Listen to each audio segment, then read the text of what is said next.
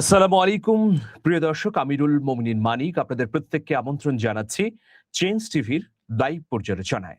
প্রিয় দর্শক, আমাদের আজকের বিষয় হচ্ছে আবার হুঙ্কার দিয়ে মোদিকে যা বলল ককরোচ পার্টি। আন্দোলন তো শেষ হয়ে গেছে, আবার কিসের হুঙ্কার? কিন্তু না, এই আন্দোলন যে বারুদ জ্বালিয়েছে সেই বারুদ খুব সহসাই নিভবে না।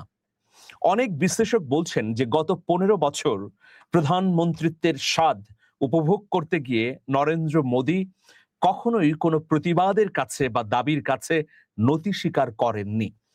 এবারই প্রথম তিনি বাধ্য হলেন, কারণ তার সামনে 2024 সালের বাংলাদেশের গণ অভ্যুত্থানের উদাহরণ জ্বলজ্বল করছে। আমাদের এখান থেকে পালিয়ে যাওয়া শেখ হাসিনা তার দেশেই, তার রাজধানীতে, তার নিয়ন্ত্রণে অবস্থান করছে। সুতরাং জুলাইয়ের উত্তাল আন্দোলনের স্মৃতিগুলো তার চোখেও ভাসছে। শেখ হাসিনার কাছ থেকে শিক্ষা নিয়ে তিনি তড়িঘড়ি করে তার সিদ্ধান্ত বদলালেন। একঘেয়েমি থেকে ফিরে এসে বাস্তবেই তিনি শিক্ষামন্ত্রীকে পদত্যাগ করালেন। কিন্তু এর মধ্য দিয়েই কি শেষ? না, ককরোচ জনতা পার্টি সিজেপি যে অবস্থানটি তৈরি করলো, এটা নিঃসন্দেহে ঐতিহাসিক, অসাধারণ। তারা কিন্তু মাঠ থেকে ঘরে ফিরল সফলতা নিয়ে। যদি নরেন্দ্র মোদী সরকার এই দাবিকে না মেনে নিত, তাহলে একটা অগ্নিগর্ভ পরিস্থিতি তৈরি হতো। সেই পরিস্থিতিতে বিজেপি সরকার হয়তো আরো খড়গহস্ত হতো, অসংখ্য ছাত্র তরুণদের হত্যা করত, আন্দোলন সফল হতেও পারত, নাও হতে পারত। কারণ ভারতের মতো বৃহৎ একটি ফেডারেল রাষ্ট্রে কেন্দ্রীয় সরকারকে ফেলে দিলেই বিজেপির আস্তানা যে ধসে পড়বে তা কিন্তু নয়। এখানে অনেকগুলো সমীকরণ রয়েছে। সেই জায়গায় দাঁড়িয়ে নরেন্দ্র মোদী সমূহ বিপদের আশঙ্কায় যে নত হলেন, সেই নত হওয়ার সুযোগকে কাজে লাগিয়ে ককরোচ জনতা পার্টির তরুণরা ঘরে ফিরল ঠিক, কিন্তু অনুপ্রেরণা নিয়েই ফিরল। ঘরে ফেরার পরেও ককরোচ জনতা পার্টির প্রতিষ্ঠাতা অভিজিৎ দীপক তিনি কিন্তু হুঙ্কার দিয়েছেন নতুন করে। তিনি কি বলছেন চলুন সেটা আমরা জানার চেষ্টা করি। ককরোচ জনতা পার্টির নাটকীয় ও জোরালো আত্মপ্রকাশের পর তরুণ নেতা অভিজিৎ দীপকের জীবনে এখন নতুন এক ভোরের সূচনা হয়েছে। নতুন এক সাফল্য যাত্রায় সংগঠনকে সুপ্রতিষ্ঠিত করার স্বপ্ন দেখছেন এই ককরোচ জনতা পার্টির অধীনে আন্দোলন করা তরুণ তরুণীরা। নিট প্রশ্ন ফাঁস কেলেঙ্কারির দায় নিয়ে শিক্ষামন্ত্রী ধর্মেন্দ্র প্রধান পদত্যাগ করেছেন এবং সরকার আন্দোলনকারীদের বাকি দুটো গুরুত্বপূর্ণ দাবিও মেনে নিয়েছে। ফলে টানা লড়াইয়ের পর এখন কিছুটা বিশ্রামের সুযোগ মিলেছে দেশব্যাপী গড়ে ওঠা এই আন্দোলনের 30 বছর বয়সী মূল কান্ডারি অভিজিৎ দীপকের। বিশ্রামের অনুভূতি প্রকাশ করতে গিয়ে অভিজিৎ দীপক বলেন, অবশেষে আমি আমার ঘরে নিশ্চিন্তে ঘুমোতে পেরেছি।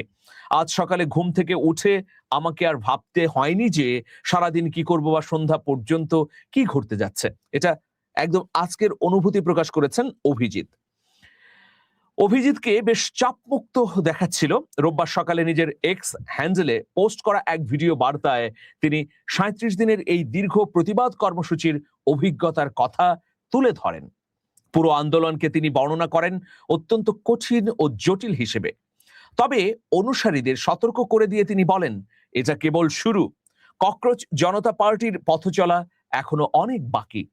গত মে মাসে দেশের প্রধান বিচারপতির একটি মন্তব্যের জেরে ব্যঙ্গাত্মক প্রতিক্রিয়া হিসেবে এই সিজিপি প্রতিষ্ঠা করেছিলেন অভিজিৎ দীপক। অনেকে তাকে দীপকে বলে থাকেন, কিন্তু যতটা তথ্য পেলাম যে তার শুদ্ধ নাম হচ্ছে অভিজিৎ দীপক। যাই হোক, কিন্তু দেখতে দেখতেই এই আন্দোলনটি রূপ নেয় এক বিশাল গণ আন্দোলনে, যা পরবর্তীতে প্রায় 70 দিন ধরে ভারতের জেনজি বা তরুণ প্রজন্মকে এক সুতোয় গেঁথে ফেলে একটা স্বপ্ন দেখাতে শুরু করে। হ্যাঁ, আমরাও পারি, আমরাও শাসকের রক্তচক্ষুকে উপেক্ষা করে দাবিকে ছিনিয়ে আনতে পারি। খুব অল্প সময়ের মধ্যেই হাজার হাজার তরুণ সমর্থক, যারা নিজেদেরকে ককরোচ বা তেলপোকা বা আরশোলা বলে পরিচয় দিতে ভালোবাসেন, রাজধানীর কেন্দ্রস্থল তারা দখল করে নেন। দিল্লির ঐতিহাসিক প্রতিবাদ স্থল যন্তর মন্তরে প্রতিধ্বনিত হতে থাকে ইনকিলাব জিন্দাবাদ, যা কাঁপিয়ে দেয় দেশের রাজনীতি ও ক্ষমতার মূল কেন্দ্রকে। প্রতিবাদে শিক্ষার্থী ও তরুণরা নিট প্রশ্ন ফাঁস এবং পরবর্তীতে শিক্ষার্থীদের আত্মহত্যার ঘটনায় সরাসরি শিক্ষামন্ত্রী ধর্মেন্দ্র প্রধানকে দায়ী করেন এবং তার পদত্যাগের দাবিতে অনড় থাকেন। সরকারের বিলম্বের কারণে সময়ের সঙ্গে সঙ্গে আন্দোলনকারীদের সংখ্যাও বাড়তে থাকে। অবশেষে শনিবার মানে 25শে জুলাই ধর্মেন্দ্র প্রধান পদত্যাগ করেন এবং সরকার আন্দোলনকারীদের বিরুদ্ধে কোনো ব্যবস্থা না নেওয়ার প্রতিশ্রুতি দিলে সিজেপি তাদের আন্দোলন আনুষ্ঠানিকভাবে প্রত্যাহার করে নেয়। তবে এই জয়টি খুব একটা সহজ ছিল না বলে জানান অভিজিৎ।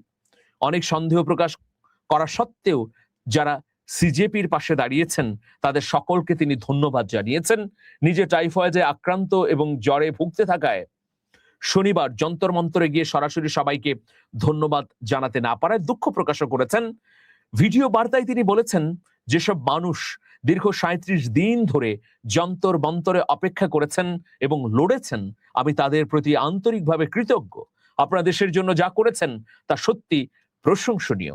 একই সঙ্গে সমালোচকদেরও ধন্যবাদ জানিয়েছেন তিনি, কারণ তাদের গঠনমূলক ও ন্যায্য প্রশ্নই আন্দোলনকে সঠিক পথে পরিচালনা করতে এবং সফল হতে সাহায্য করেছে বলে জানান অভিজিৎ দীপক। প্রিয় দর্শক, অভিজিতের এই যে আন্দোলন, এটি কি এখন থেমে যাবে? এটির কি কোনো প্রভাব আছে? ভারতের বিশ্লেষকরা বলছেন, অভিজিৎ যে উদাহরণ দেখালো এটি সচরাচর নরেন্দ্র মোদী শিবিরের বিরোধী রাজনীতিকরা দেখাতে পারেননি। গত 15 বছর ধরে নরেন্দ্র মোদী অনেক ধরনের ব্যর্থতা দেখালেও কোনো ধরনের আন্দোলনই গড়ে তুলতে পারেননি বিরোধী রাজনীতিকরা। তারা প্রতিনিয়ত তাদের কর্মসূচিগুলো জনগণের সামনে সঠিকভাবে উপস্থাপন করতে ব্যর্থ হয়েছেন।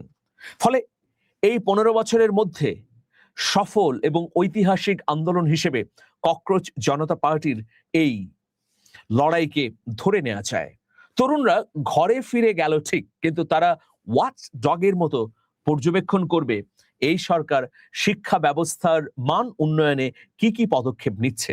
যদি কোথাও বিচ্যুতি ঘটে, কোথাও যদি আবার অনিয়ম দেখা যায়, কোথাও আবার প্রশ্নফাঁস, দুর্নীতি বা অসঙ্গতির ঘটনা ঘটে, তাহলে নিশ্চয়ই এই বিজয়ী তরুণরা বসে থাকবে না, তারা রাজপথে আবারও নতুন শক্তিতে নেমে আসবে।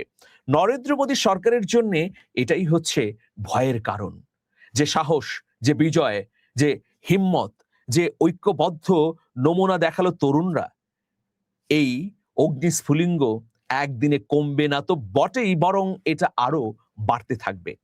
এই বিজয়ের কারণে রাজ্যে রাজ্যে ককরোচ জনতা পার্টি সিজেপির সংগঠন গড়ে উঠবে। বুদ্ধিজীবী, সুশীল সমাজের প্রতিনিধিরা, অভিভাবকরা, তারকারা তাদেরকে যে অভূতপূর্ব সমর্থন দিয়েছে এটা অব্যাহত থাকবে। অরাজনৈতিকভাবেও কোনো কর্মসূচি নিয়ে এরকম বিপুল সফল হওয়া যায় এবং এই আন্দোলন দিল্লিতে শাসকদের মসনদ কাঁপিয়ে দিতে পারে, এটা ককরোচ জনতা পার্টি দেখাতে পেরেছে। সুতরাং এই আন্দোলনটি তরুণদেরকে যেমন অনুপ্রেরণা দিচ্ছে, একইভাবে বিরোধী রাজনীতিকদের মধ্যেও একটা কনফিডেন্স বা আত্মবিশ্বাস তৈরি করছে। ভবিষ্যতে যে কোনো আন্দোলন যদি হয় তাহলে এর যে সর্বব্যাপী, বিশাল এবং ঐতিহাসিক হবে, এটা নিশ্চিত করেই বলা যাচ্ছে। তো সুতরাং অভিজিৎ দীপকরা বসে থাকবেন না, তারা এই সময়টার মধ্যে সংগঠনকে গোছাবেন।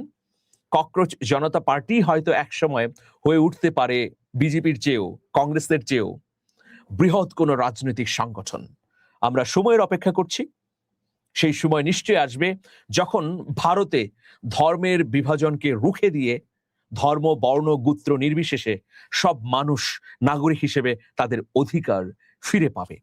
দর্শক, আজকে এ পর্যন্তই। ভালো থাকবেন। অভিজিতের এই আন্দোলনের মূল্যায়ন আপনাদের কাছ থেকে চাই। আপনারা লিখুন ইউটিউবের কমেন্ট বক্সে গিয়ে। যাবার আগে আমার লেখা সাম্প্রতিক সময়ের উপন্যাস হাদি ফিরলেন রাষ্ট্রপ্রধান হয়ে, তার একটু মাইকিং করে যাই। আপনারা যারা আমার মঙ্গলার্থী শুভাকাঙ্ক্ষী, তারা এই বইটি সংগ্রহ করবেন, এই আবদার রাখছি, স্ক্রলে দেখানো নাম্বারে ফোন করে। সবাই ভালো থাকবেন। শুভেচ্ছা নিরন্তর। আল্লাহ হাফেজ।